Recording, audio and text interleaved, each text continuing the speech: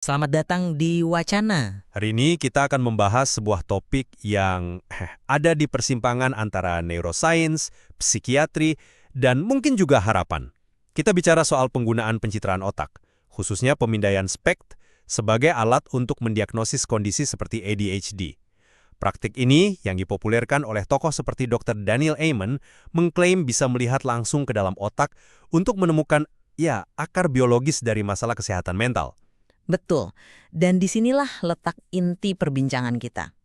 Pertanyaan utamanya adalah, apakah pemindaian otak ini sebuah revolusi diagnostik? Sesuatu yang akhirnya memberikan kejelasan objektif pada bidang yang seringkali kan sangat subjektif? Ataukah ini sebuah lompatan yang terlalu jauh dan terlalu cepat yang tidak didukung oleh bukti ilmiah yang kokoh? Nah, saya akan mengambil posisi bahwa penggunaan pemindaian ini untuk mendiagnosis individu untuk saat ini itu belum terbukti secara ilmiah. Ini berisiko menyederhanakan kondisi psikologis yang sangat kompleks menjadi sekedar gambar berwarna. Sementara saya akan berargumen sebaliknya. Menurut saya, memvisualisasikan otak adalah sebuah langkah maju yang sangat memberdayakan. Ini adalah cara untuk memindahkan diagnosa kesehatan mental dari ranah penilaian yang subjektif dan seringkali penuh stigma ke ranah ilmu biologi yang lebih konkret dan bisa ditindaklanjuti. Saya paham daya tarik argumen itu. Siapa yang tidak ingin kepastian, kan? Tapi mari kita mulai dari dasarnya dulu. Diagnosis ADHD secara tradisional dan berdasarkan konsensus medis global itu kan sifatnya klinis. Artinya, diagnosis itu ditegakkan berdasarkan riwayat perilaku yang panjang, wawancara mendalam, observasi, dan penggunaan kriteria standar yang sudah divalidasi, seperti yang ada di DSM-5. Diagnosis ini tidak bergantung pada satu gambar tunggal. Tentu, saya tidak menyangkal pentingnya evaluasi klinis, tapi pendekatan ini menambah satu lapisan data yang krusial. Kini, inti gagasannya adalah bahwa penyakit mental itu adalah penyakit otak. Selama ini, psikiatri itu satu-satunya spesialisasi medis yang bisa dibilang hampir tidak pernah melihat organ yang diobatinya. Bayangkan seorang kardiolog mendiagnosis tanpa EKG, atau ahli ortopedi tanpa ronsen. Nah, pemindahan ini seperti SPECT pada dasarnya membuat peta aliran darah di otak. Idenya sederhana, area otak yang bekerja lebih keras butuh lebih banyak darah. Jadi, gambar yang kita lihat itu adalah potret aktivitas otak. Ini membuat masalah yang tadinya tak terlihat jadi terlihat. Tapi disinilah letak masalah pertama saya. Membuat yang tak terlihat menjadi terlihat itu kedengarannya hebat, saya setuju, tapi apa sebenarnya yang kita lihat? Kan korelasi itu belum tentu sebab akibat. Ya, mungkin ada pola aliran darah tertentu yang sering muncul pada orang dengan gejala ADHD. Tapi kita tidak tahu apakah pola itu penyebab ADHD atau akibat dari cara otak mereka beradaptasi selama bertahun-tahun atau bahkan sesuatu yang sama sekali tidak berhubungan. Materi sumber kita bahkan menyebutkan kan bahwa praktisi utamanya pun mengakui dia tidak pernah membuat diagnosis hanya dari pemindahan. Ini secara implisit mengakui bahwa pemindahan itu sendiri tidak cukup. Jadi apa gunanya selain sebagai ilustrasi yang mahal? Saya melihatnya secara berbeda. Ini bukan sekedar ilustrasi, ini adalah alat destigmatisasi yang luar biasa. Coba bayangkan seorang anak yang selama bertahun-tahun dicap males, tidak berusaha, atau nakal. Orang tuanya frustrasi, gurunya menyerah. Lalu, anak itu dan orang tuanya melihat gambar otaknya, dan seorang dokter menunjuk sebuah area, misalnya korteks prefrontal, dan berkata, lihat, bagian otak ini yang seharusnya membantu fokus, aktivitasnya lebih rendah. Ini bukan salahmu, ini masalah biologis. Itu mengubah segalanya. Rasa malu hilang digantikan oleh pemahaman. Ini mendukung gagasan bahwa Anda tidak terjebak dengan otak yang Anda miliki. Anda bisa membuatnya lebih baik. Pemindaian ini adalah langkah pertama menuju kesadaran dan perbaikan. Oke, saya setuju sepenuhnya bahwa mengurangi stigma itu sangat penting. Tapi, kita tidak boleh melakukannya dengan mengorbankan ketelitian ilmiah. Mari kita masuk lebih dalam ke poin inti perdebatan kita. Poin pertama, seberapa valid sebenarnya tanda-tanda khas ADHD yang diklaim terlihat di pemindaian ini? Validitasnya terletak pada pola yang konsisten. Dalam kasus yang dibahas di materi sumber, praktisi mengidentifikasi apa yang ia sebut cerebellum yang mengantuk dan aktivitas korteks prefrontal yang menurun. Ini bukan sekedar deskripsi puitis ya, ini menunjuk pada target biologis yang nyata untuk intervensi. Jika korteks prefrontal kurang aktif, kita bisa menggunakan obat stimulan yang memang dirancang untuk meningkatkan aktivitas di area tersebut. Jika aliran darah secara umum kurang, suplemen seperti ginkgo bisa dipertimbangkan. Ini mengubah model pengobatan dari trial and error yang sering terjadi menjadi intervensi yang ditargetkan secara presisi. Tunggu. Anda menggunakan istilah seperti cerebellum yang mengantuk. Itu artinya apa secara teknis? Apakah itu berarti warnanya lebih pudar di pemindahian yang menunjukkan aliran darah lebih sedikit? Ini kan istilah metaforis, ya, bukan terminologi klinis yang diterima secara universal. Dan disinilah masalah utamanya. Temuan ini sangat tidak spesifik. Maksudnya tidak spesifik bagaimana? Polanya kan jelas terlihat. Tidak spesifik artinya banyak sekali faktor lain yang bisa menghasilkan gambar serupa. Apa yang Anda makan pagi itu? Apakah Anda minum kopi? Apakah Anda merasa cemas saat berada di dalam mesin pemindai yang berisik? Semua itu bisa mengubah aliran darah otak untuk sementara. Lebih parah lagi, dalam materi sumber kita, subjek yang didiagnosis ADHD ini ternyata mendapat skor sangat baik pada tes kinerja berkelanjutan, yang merupakan salah satu alat objektif standar untuk mengukur perhatian. Diagnosisnya sepertinya lebih bergantung pada riwayat subjektif seperti mudah bosan dan tulisan tangan yang buruk. Rasanya seolah-olah diagnosis klinis sudah dibuat lebih dulu, lalu pemindahan digunakan untuk mencari pembenaran biologis yang sesuai dengan narasi itu. Jadi pertanyaannya kembali lagi, apakah pemindahan ini benar-benar mendiagnosis atau hanya memberikan cap ilmiah pada kecurigaan yang sudah ada? Saya rasa Anda terlalu meremehkan nilai dari data visual tambahan. Ini membawa kita ke poin kedua, interpretasi anomali lain di otak, seperti yang disebut lubang atau pola berlian. Ini bukan sekedar mengonfirmasi ADHD, ini membuka pintu ke pemahaman yang lebih holistik.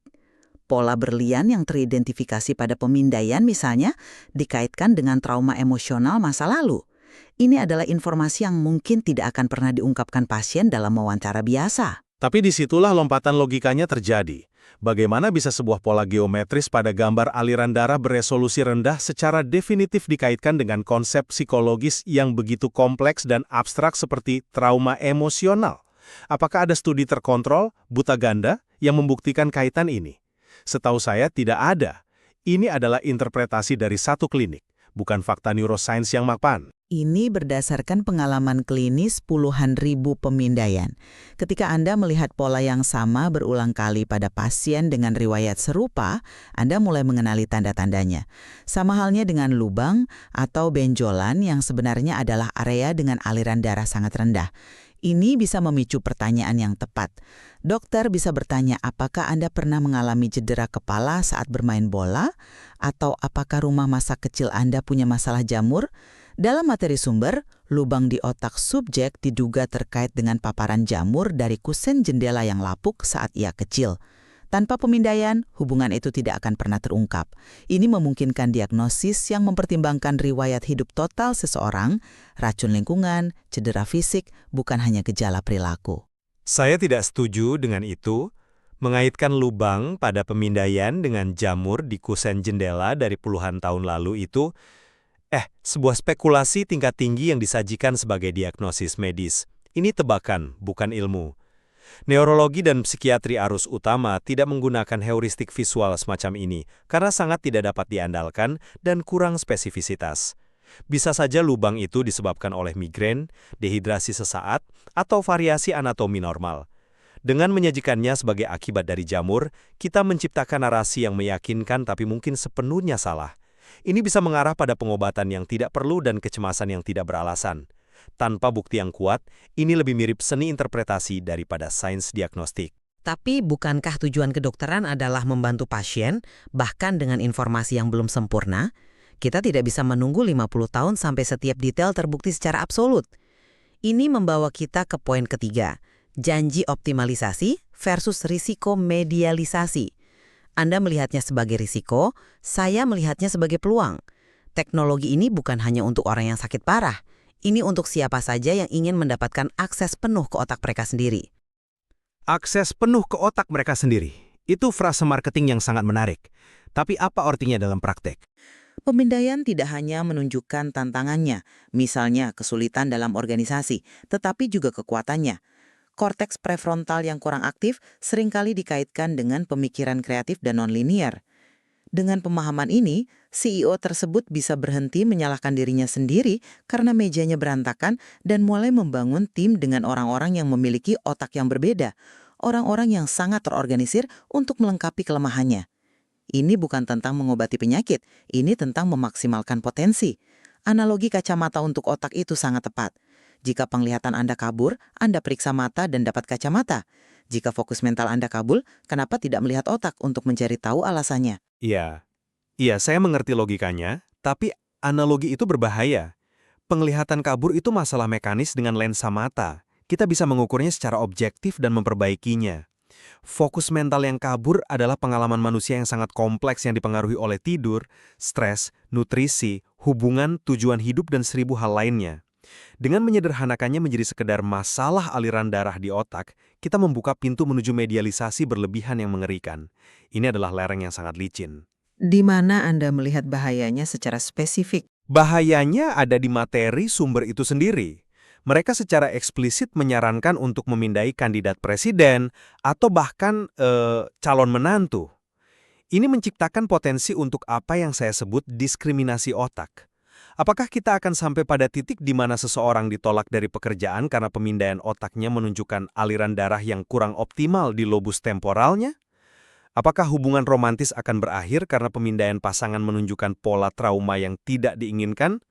Ini mengubah perjuangan hidup yang normal, perbedaan kepribadian, dan keunikan individu menjadi cacat otak yang harus diperbaiki atau dioptimalkan, seringkali dengan suplemen atau program mahal yang kebetulan dijual oleh klinik yang sama yang melakukan pemindaian.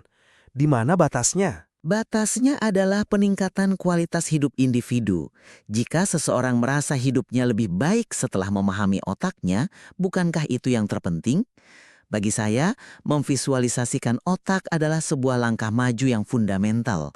Ini mengubah percakapan dari menyalahkan dan rasa malu menjadi penyembuhan dan pemahaman. Ini memberikan harapan dan yang lebih penting, peta jalan yang konkret bagi individu untuk meningkatkan kesehatan otak mereka yang pada dasarnya adalah kesehatan mental mereka. Ini adalah pergeseran paradigma dari ketidakpastian subjektif berdasarkan laporan diri menuju bukti biologis yang dapat dilihat dan ditindaklanjuti. Saya sepakat bahwa niatnya baik dan daya tariknya luar biasa. Tapi niat baik tidak menggantikan bukti ilmiah yang kuat. Pendekatan ini pada saat ini melampaui apa yang bisa didukung oleh data. Ini menerapkan lapisan interpretasi naratif dan subjektif pada data pencitraan yang kompleks dan tidak spesifik. Ini berisiko salah diagnosis, menciptakan kecemasan yang tidak perlu, dan mendorong pasar baru untuk optimalisasi otak yang mungkin tidak perlu dan belum terbukti efektif. Sebelum kita mengadopsi teknik semacam ini secara luas sebagai standar perawatan, kita harus menuntut standar bukti yang sama tingginya dengan yang kita tuntut untuk obat baru atau prosedur bedah.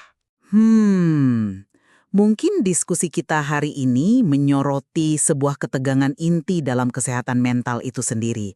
Di satu sisi, ada kerinduan mendalam akan kepastian biologis, akan jawaban yang objektif dan nyata. Di sisi lain, ada realitas pikiran dan pengalaman manusia yang luar biasa kompleks, multifaktorial, dan tidak bisa direduksi menjadi sekedar gambar.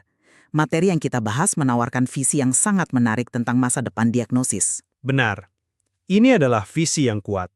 Tetapi apakah sains saat ini sudah sepenuhnya mendukung visi tersebut? Atau apakah kita masih berada di tahap hipotesis yang menarik? Itu tetap menjadi titik perdebatan yang kritis. Dan ini adalah perdebatan yang penting untuk terus kita lakukan seiring dengan kemajuan teknologi.